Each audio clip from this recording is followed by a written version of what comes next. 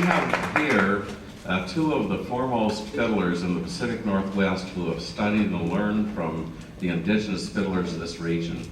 The Northwest has a very rich traditional fiddling fiddlers and fiddle style, a unique style that the ethnomusicologists have never gotten around to studying, stretching from North Dakota to this region.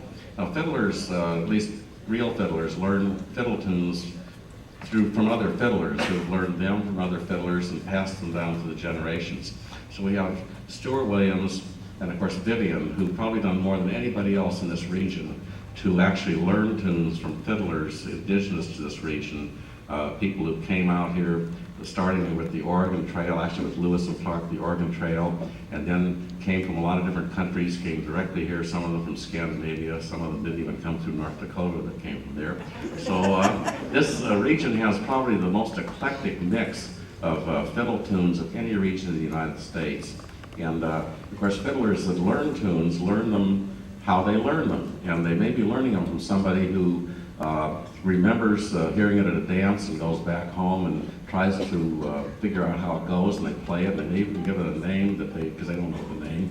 And so that's what happens. So Vivian and Stuart have learned a lot of tunes from different fiddlers in the Northwest. Sometimes they've learned the tunes from the same fiddler, but they play them differently. That's what fiddlers do. So we're going to illustrate that today with Vivian and Stuart trading breaks on the same tune that they have learned from different fiddlers, and they're going to tell you all about it. Okay, here we go. Let's play Marmaduke's Hornpipe.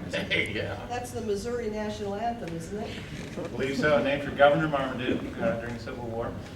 I learned it from Earl Willis. A lot of, you mentioned these mix of influences. Oregon seemed to be on the receiving end of a whole lot of Missouri fiddlers, both in the late, mid to late 1900s and then early still into the 20th century. And Earl Willis came out as a young man kind of in the 40s, 1940s, and played for square dances there. He was born in 1905 in central Missouri. He just played a real driving style of fiddling, lots of shuffle, and that's kind of one of my key role models in my own fiddling. And Vivian, where'd you learn this tune?